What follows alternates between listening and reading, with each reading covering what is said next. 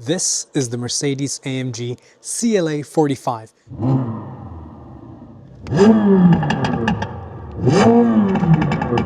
And it has 680 horsepower and does 0 to 100 kilometers per hour in 3 seconds.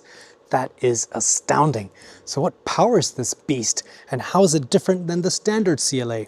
You're watching Autogefühl, I'm AJ, and as you can see, we have a sneak preview of both the Shooting Brake, the Estate, and the sedan version of the CLA 45. Let's take a closer look together. Up front, being the AMG, we get a different AMG grille, the Panamericana grille with these vertical slats. You get a delete of the front light bar as standard. You can option that back in, along with optioning a light pack, which will bring illumination to the outside of the grille and these vertical slats as well. This also has the Night Pack 2, there's a Night Pack 1 as well, and that of course means that a lot of the chrome or shiny elements have also been blacked out. So even the lower section of the bumper is full black, and even the AMG logo, for example, is dark chrome instead of bright chrome. On the side, we have the star pattern for the LED light signature, and of course you get the multi-beam LED lights inside. Here we have a chrome AMG badging on the Shooting Brake version. This also is a nicer color according to me. This is the Aqua Mint as compared to the Magnite Gray Magno, the matte finish. Which color do you prefer between the two? There's another difference right here that differentiates the AMG CLA from the standard CLA, and that's the track of the front axle. So this is wider for more stability and more agility. You get 19-inch wheels as standard, and these are the optional 20-inch black rims. Look really nice with the optional painted calipers as well. 4.74 meters long, so actually pretty sizable. It's not really a tiny compact car like the A hatchback. This is a pretty usable interior, as we've already seen. So I've got a chance to drive the standard CLA before, and I was quite surprised with how spacious it is. And keep in mind, the same platform is used for the GLB. So a very spacious platform in general. Flush door handles, this beautiful sloping roofline for the Shooting Brake, as they call it, for the Estate, and overall a very handsome design. What do you think?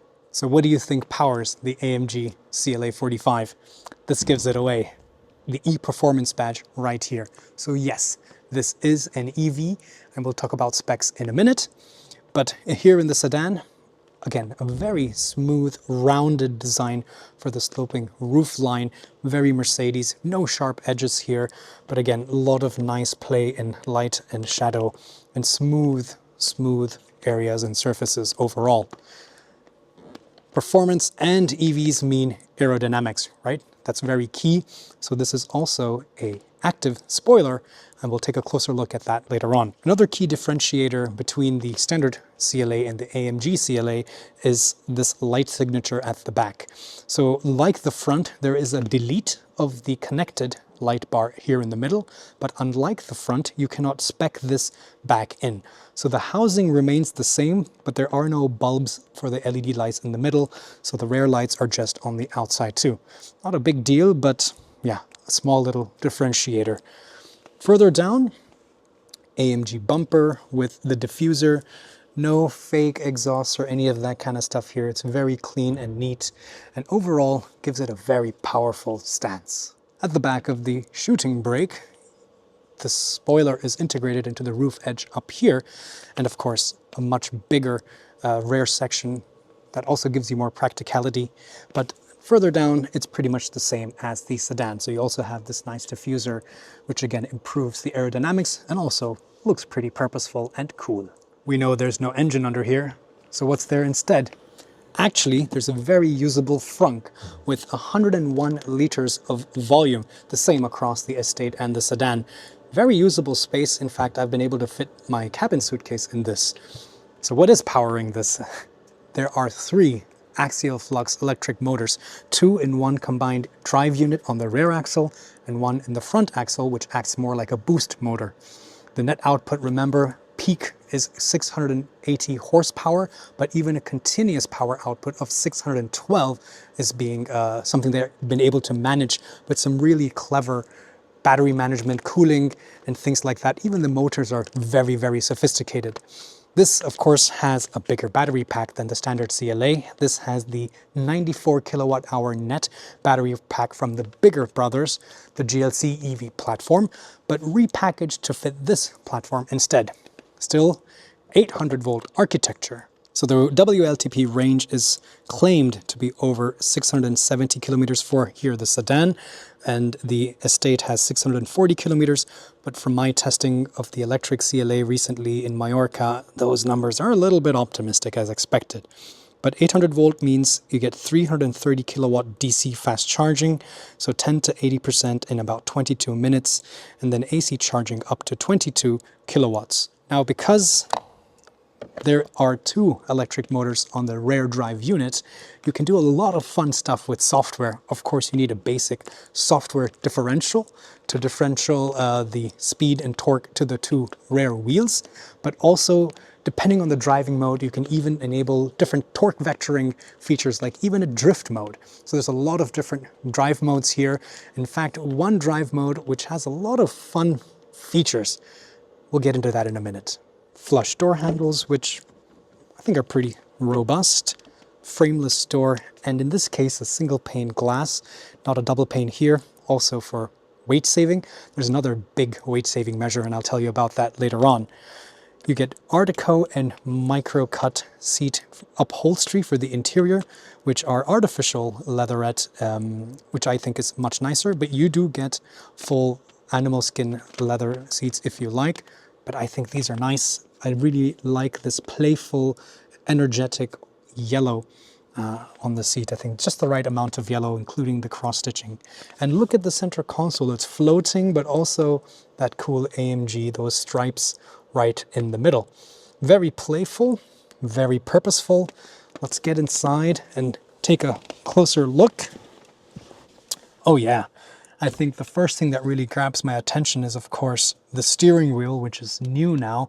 And as we've seen with the latest Mercedes, you have real buttons finally. So a rocker switch and a roller here on the right side as well.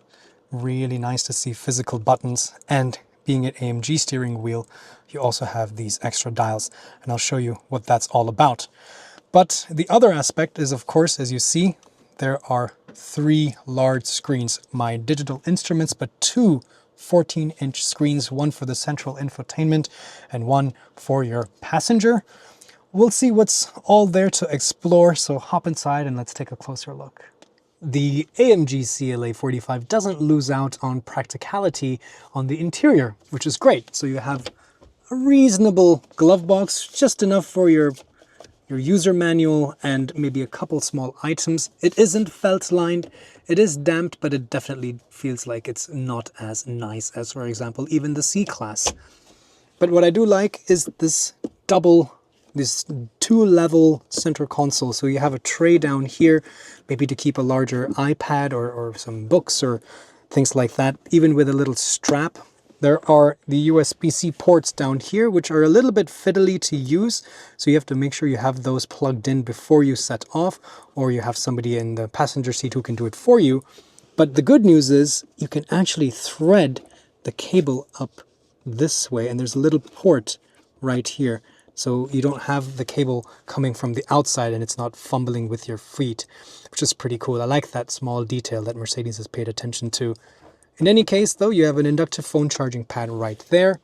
There are two cup holders with spring-loaded adjustable kind of clamps to put your drinks. This padded center armrest, which opens, and it's a pretty deep center console down here, and even a little tray that you can slide around. So overall, good practicality. This optional passenger screen, of course, is useful for long rides when the passengers get bored. They can watch Autogefuel on YouTube, for example, and keep themselves entertained. They can also see things like navigation, look for weather updates, and maybe even some email and things like that. So it's nice to have, but Let me know in the comments if you would spend the extra money to have something like this. Because here in itself, there is so much going on. This, of course, has the latest MB.OS with a lot of connected tech, over-the-air updates, AI integration, and Google built into the back end. Overall, very handy, very useful, very high performance touchscreen. But I want to talk a little bit about the AMG specific apps that we have. So you have an AMG setup. So here you can choose the individual components, for example, the suspension damping, the sound profile, which I'll tell you a little bit about in a minute, and different kinds of things like the throttle response. So you can customize each of the different modes to how you would like it, the steering wheel, kind of the buttons that we have, so on and so forth. So you can set that up. There's also a performance app. Look at that animation of a watch for the chrono. So you can really use a virtual digital clock here to time your laps or your 0 to 100 to ensure that you're still being able to hit that 3-second mark. You can see different things like a G-force meter and your aero and so on and so forth. Another cool app that they have is the AMG Track Pace, and this gives you, of course, the drift mode, yay, the drag mode, also yay, but a specific track mode. And more than a mode, what this does is basically they have pre-programmed different tracks around the world that you might be attending a track day at, like Hockenheimring or the Nürburgring or things like that. And because they have modeled that, they will you can tell the system how many laps you're planning to do, and it will give you even, recommendations on when to brake, when to hit the accelerator. So it's really like a video game. And of course, it's also using your actual driving style and all the different sensors of the battery temperature, the speed, so on and so forth, to maintain high performance capability of the battery so that you have the chance to do high endurance and high performance laps. So really sophisticated tech going on here. You can directly connect this to your Instagram and it will video you sitting inside with, of course there's a camera inside. Why wouldn't there be? So there's a camera here, so it'll video you, record you as you're driving your lap, and also the camera's outside, and make a quick composite little reel for your Instagram. So a lot of gamification, a lot of interesting features.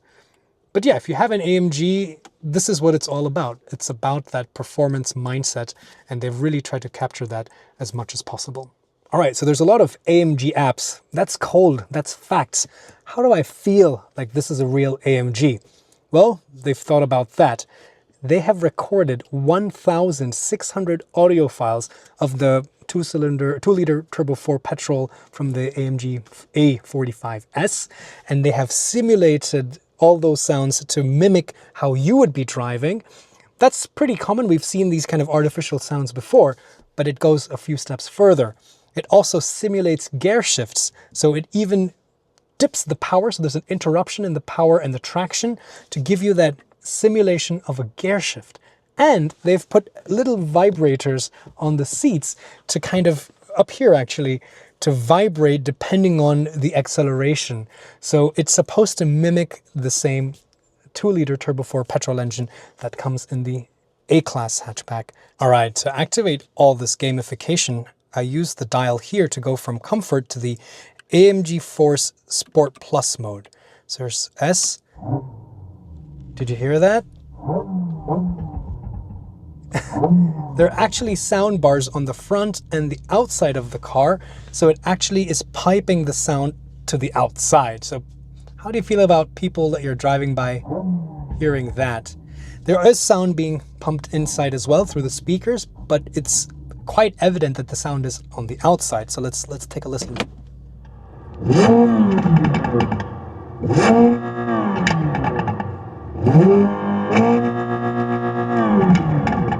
Even with the little crackle and pops, I'm not buying it, to be honest. Maybe I'm just too old. Maybe I'm too traditional. Let me know what you think. And the seat vibration, to be honest, is very subtle. So it's not too prominent. It's very subtle. You feel it's there. And yeah, unfortunately, I cannot drive today. We're here in the studio. So I'm also curious to see how the brake, the gear shift simulation, how that functions. Speaking of braking, they also have really good brake recuperation. But again, we'll save all of that to when we actually get our chance to drive and test this. Down here, there's another dial. For example, this controls the spoiler. So I can manually raise it or lower it if I like. But again, depending on the mode, so if I'm in the Sport Plus mode, for example, then the system automatically raises the spoiler. And I can also use this dial for other things, like I can change the sound profile and the suspension setting. So there's a little screen inside here as well.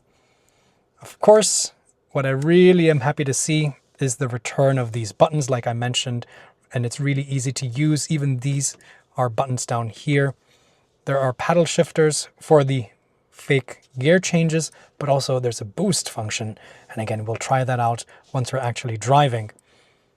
Digital instruments, which are really handy because you can change between some really nice different views.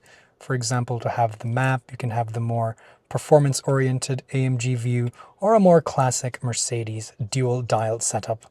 So in the Sedan, this roof tapers quite a bit already here. So let's see how that translates to headspace.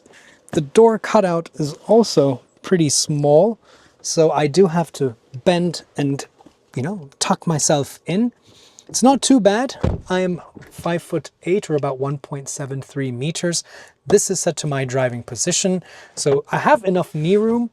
I don't have so much place to slide my feet under the front seats. I also like to have my seat in a slightly lower position. Actually, headroom is not too bad. I'm not touching the top, but if you're 6 feet tall, like Thomas, then you would probably be very close to touching this. They've used a very common trick that EVs have these days, which is providing a big, massive panoramic glass roof. And this way, they're able to liberate more headroom, but also make it seem more bright and airy. But that's also because there is a huge battery pack, right? This is a skateboard architecture, as most EVs are today. So the floor is a bit higher.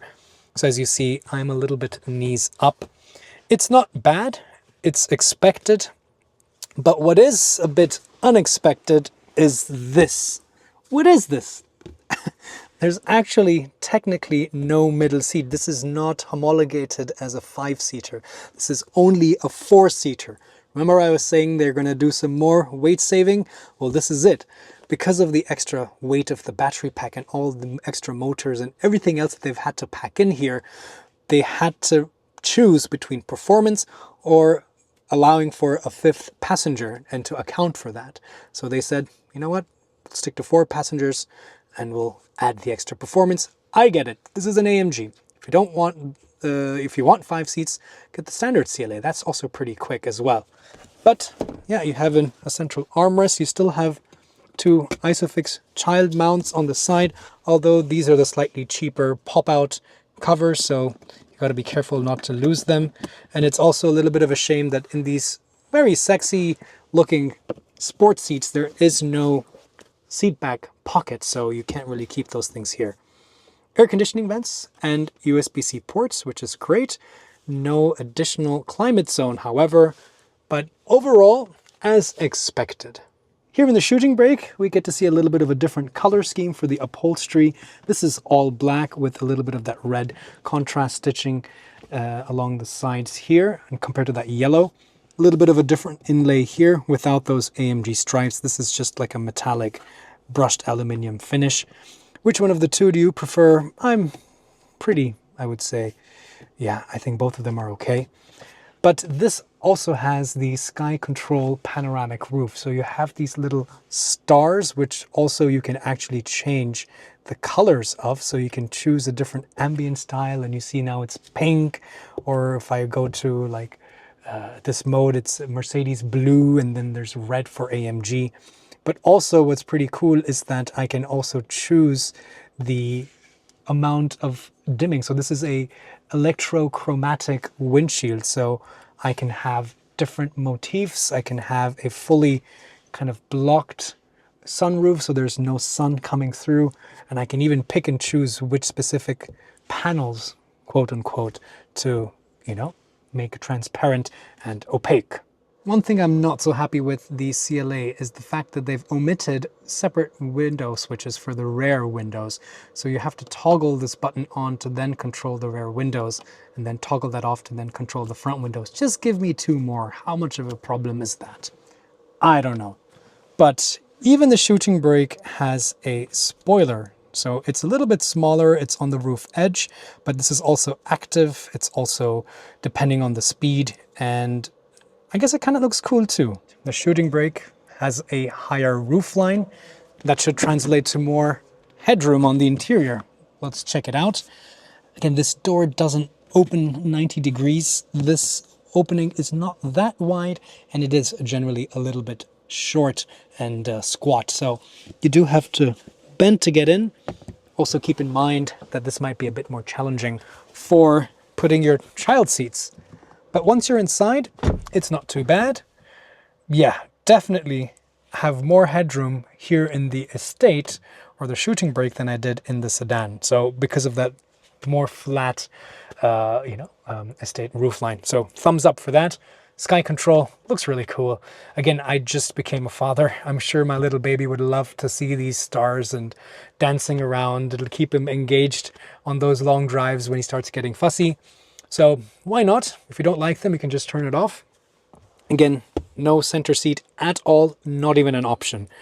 But overall, again, not the most comfortable, but if you are under 6 feet tall, you wouldn't be that uncomfortable, even on long drives. It's just not as comfortable as a C or an E class, of course. All right, let's take a look inside the trunk of the CLA Sedan. This is 405 liters of space, and this height is about 90 centimeters, which is actually pretty useful. So this height allows you to stack maybe even some suitcases, like cabin suitcases, on their side. Plenty of space, and as you can see, you can also tumble the seats in a 40-20-40 manner. And there is not much of a lip. There's a little bit of a ramp here, but overall it's very flat, so you can easily carry long items. Not such tall items though. Of course, if practicality is more important to you, the shooting brake, the Estate, is the logical choice. This is 455 liters of volume. And of course, if I were to put the seat down, that becomes a whole lot more. And again, similar ramp here, but overall a lot of space, and this height is where you get a lot more extra usability. Personally, I would trade off the slightly slower 0 to 100 and the slightly heavier weight for this added practicality of the shooting brake. But what about you? Which one of the two would you prefer? On paper, the new Mercedes-AMG CLA 45 has the power output to really knock the competition out of the park. But what about the weight? What about the actual driving sensation? Make sure you're subscribed, because once we actually get our chance to drive this in the real world, we can give you a more definitive review. Overall, you know, electric performance cars have been around for a long time, even the AMG GT, even the Ferrari. I don't need to get into that. There's a lot of controversy with, for example, even the design of the front Panamericana grille nowadays. But you know what? If this is the future, we have to accept it, and I'm all here for it. I'm just curious how this will perform. If you're not looking for an AMG CLA, make sure you watch my review of the standard CLA, or its even more practical cousin, the GLB, because I came away quite impressed. And if that's anything to go by, I think this will be a success as well. Thanks for watching, and I'll see you guys next time.